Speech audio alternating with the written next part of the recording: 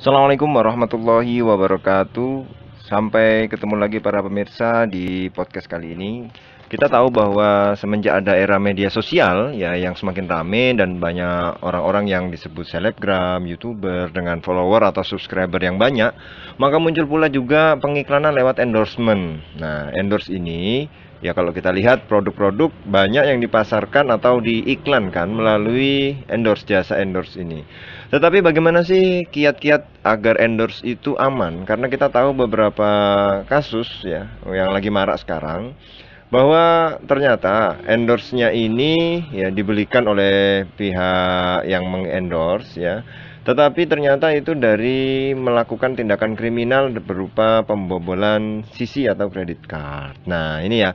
Jadi gimana sih tips-tipsnya atau kiatnya agar endorse itu aman gitu loh.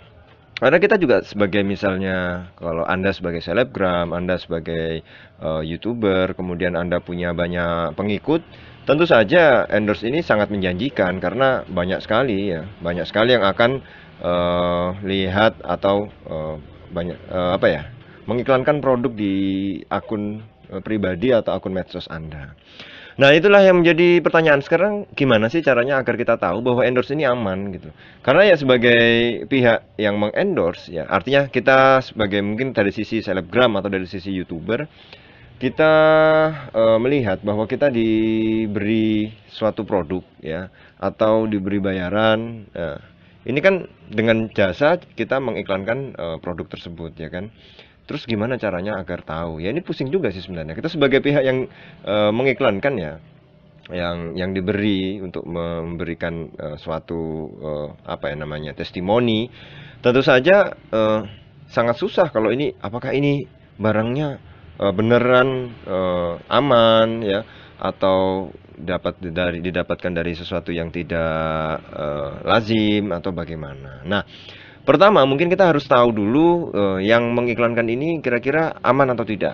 Kita bisa cek identitasnya, kita bisa cek mungkin dia punya situs atau punya kantor. Nah, kalau memang produk-produk yang besar, insya Allah aman, ya sudah, lanjutkan.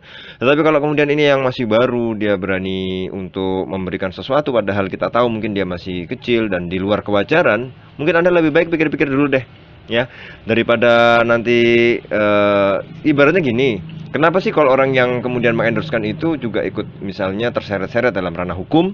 Sama seperti kita beli barang ke orang ternyata itu barang curian, maka kita dianggap sebagai penadah. Nah, inilah ya. Ini yang menjadi stressing pointnya di sini. Padahal kita tidak tahu apa-apa. Beberapa yang saya temui kasus juga yang saya ajak ngobrol di LP misalnya. Loh, kenapa? Ya, karena salah satunya adalah dia membeli barang dan barang itu ternyata usut ternyata barang curian, maka dia yang membeli itu walaupun tidak tahu ya, walaupun tidak tahu maka tetap terseret dalam ranah hukum. Nah, ini makanya pentingnya pengetahuan bagaimana kita dalam membeli segala sesuatu itu aman, transaksinya aman, kemudian barang yang dibeli juga aman. Bagaimana kita tahu ya, kita harus berusaha mencari tahu dulu, selektif dalam memilih produk yang mau kita endorse. Artinya pihak yang minta di-endorsekan itu juga kita harus lihat bagaimana. Yang kedua, kalau kemudian itu menjadi suatu pekerjaan kita sebagai selebgram, ya artinya selebgram itu bisa menjadi mendapatkan profit, mendapatkan bayaran dari mengendorse barang, itu anggaplah itu suatu pekerjaan, maka kita harus betul-betul profesional. Artinya kita memang kalau memang kita targetnya memang produk-produk besar ya silahkan, karena tidak semua barang kemudian bisa kita ambil ya. Kalau yang kecil-kecil mungkin mengkhawatirkan dan Anda tidak tahu asal-usulnya, ya lebih baik jangan. Nah, itu ya. Dan ini menjadi penting bagi kita karena agar tidak terjadi apa-apa saja yang kemudian bisa menyeret kita ke ranah hukum. Nah, ini pentingnya bagaimana mengetahui tentang suatu produk. Jadi harus selektif lah, harus selektif. Ya, jadi bagaimanapun juga kita ini sebagai misalnya orang yang punya banyak follower di media sosial. Oke, kita pemirsa, tadi itu sudah ada beberapa tips ya yang kira-kira bisa membuat kita lebih aware, lebih perhatian. Bahwa mungkin itu bisa jadi karena kita harus selektif, kita harus tahu produknya bagaimana, kita harus tahu produsennya seperti apa, atau produsen mungkin barang atau jasanya bagaimana, kita harus teliti lebih dahulu. Ini penting karena bisa jadi apa-apa yang kita lengah, kita akan berakibat di kemudian hari akan bisa menjadi apa ya?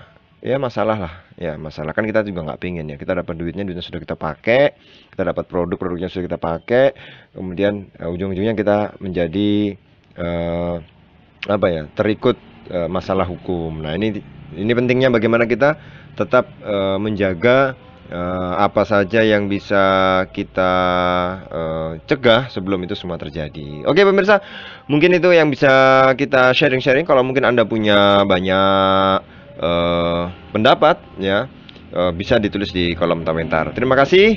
Menjadi cerdas adalah pilihan. Assalamualaikum warahmatullahi wabarakatuh.